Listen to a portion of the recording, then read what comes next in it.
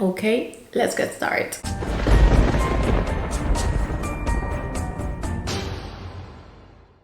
Hey horror freaks, welcome back to my channel. My name is Amanda. If this is the first time here, don't forget to subscribe and hit the bell icon so you can get a notification every single time that I post a video, and I post every single Friday. Well, today is not Friday, but whatever, you guys got the point. So as you can see on the title on today's video, I'm going to be giving you my full review with spoilers of the episode 3 of American Horror Stories Drive In. I already did the review of the first and second episode, so if you want to check on that, I'm going to be leaving right here on the description box down below. And disclaimer, as always, this is a review with spoilers. If you don't want them but still want to see what the episode was about and maybe if it was worth it or not, description box down below, there you will find my blog and my spoiler free review. So further ado, let's get into the video. Now, just like the title says, this episode is about a drive-in. Now, basically, it's a really fast episode. Like, it doesn't feel rushed, but the story moves pretty quickly. Like, I was like, really, it's 40 minutes, but it doesn't feel like 40 minutes, which I'm not gonna lie, kind of points for that, because sometimes they kind of feel way too long. Like, for example, episode 1 and 2, they feel way too long. But this one, it's a little bit quicker. Now, basically, we have this couple that it's making out, and Bob Ross, it's on the computer. And he put on Bob Ross, so kind of trigger her into wanting to like do it, but it doesn't work. And they having that type of problem on the relationship. They have only been together for 6 months, and he's like, why do I have to wait so long? And then she leaves because they fight, and he's like, I'm gonna die alone, I'm gonna die a virgin. And this is when we realize he's the popular guy, and his main concern about him being popular, it's that he's a virgin. So he wants to like do something to change that with her, and his friends are telling him that he needs to put her on a horror movie. And they're telling him that they're going to do a screening on a drive-in about the movie Rabbit Rabbit. That basically, it's a movie that was released on 1986, and people went nuts watching it, and 6 people died were watching it. And they don't really give much details on it, but basically says that if you watch the movie, you're going to want to kill or probably get killed by another person, and that like the movie is possessed, that type of thing. So with that reputation on, obviously the screening sold out pretty fast, but it was conveniently that his friend had one extra ticket. So the couple gets to the drive-in just like his friends, and we're quickly into like Rabbit Rabbit the movie. Now there's one protester as the cars are getting into the drive-in because she survived the 1986 screening.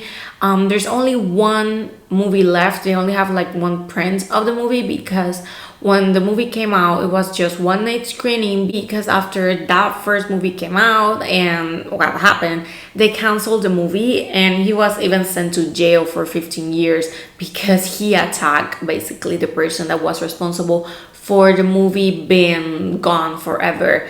And during these times, he did some like touch-ups to the movie, so the version that they're going to be seeing today, it's a little bit like with some they don't really show what the movie shows, but basically he kind of improved the movie, but they don't really set down until the very end. So they're thinking that they're going to watch exactly the same movie.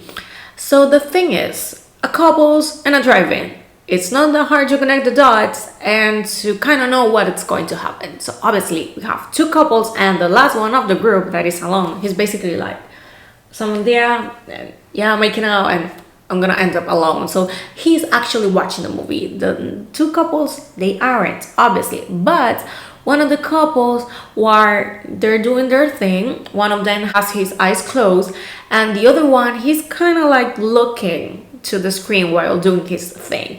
And we have the couple that they get to the back of the car making out, and everything it's foggy, so they have no idea what is happening on the movie.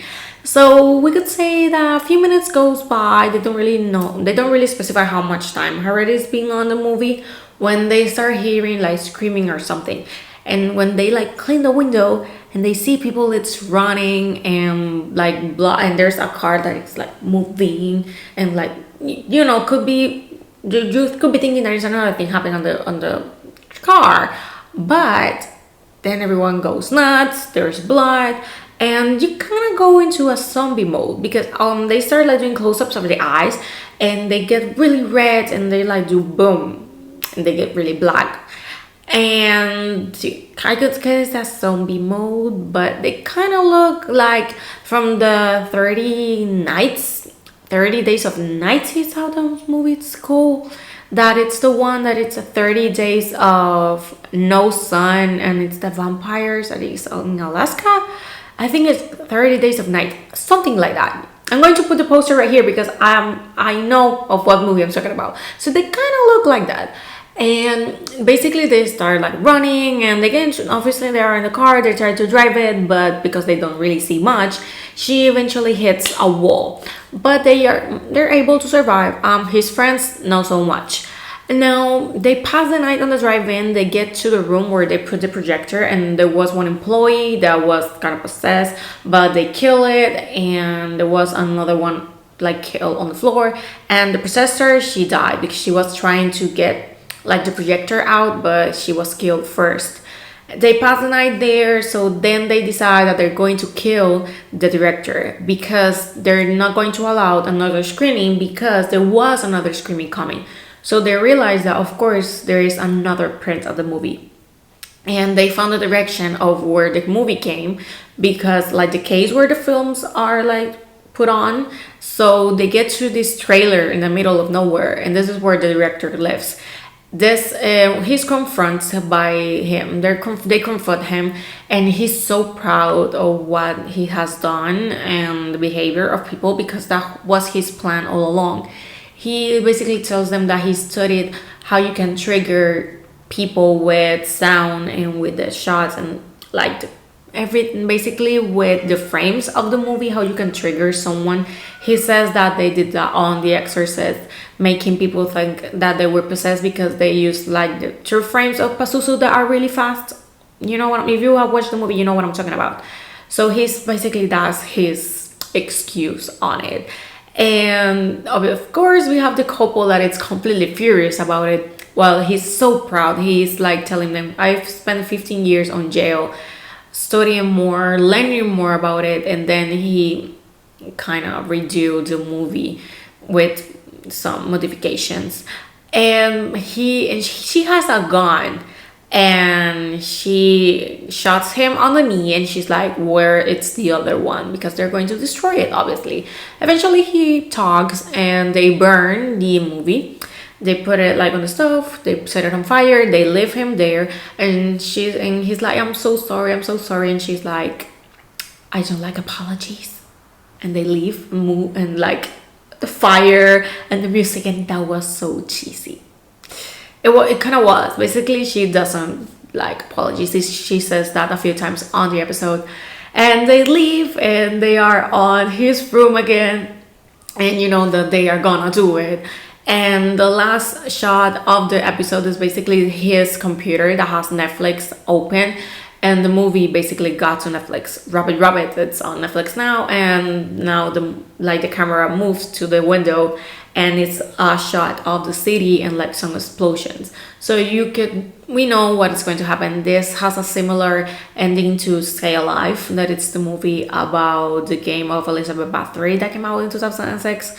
It's not a really good movie, but kind of reminds me to it that basically they try to like end the game and not making it like get into the stores, but eventually it does.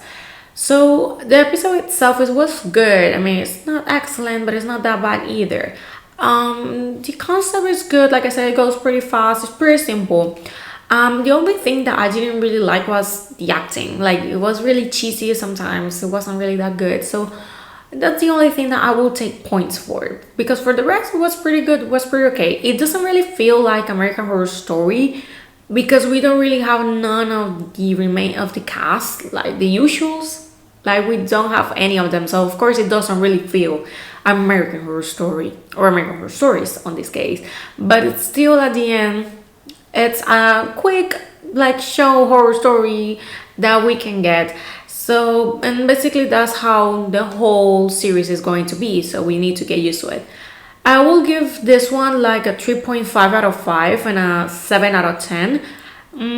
I'll prefer this one over the first two because I think that Murder House is a little bit overdone, and I think that they shouldn't be doing anything more about Murder House. Like, seriously. Ryan Murphy, I know you love Murder House, but please, for the love of God, stop. Seriously. Basically, that's all I have to say about this. I really like it. Like I said, truly worth watching it. So it's already available, of course, on Hulu. If so, go there and watch it. Let me know in the comments, what do you think? Did you already watch it? You haven't? You're planning on it? Let me know in the comments your opinion. And guys, I will see you guys on my next video. Bye.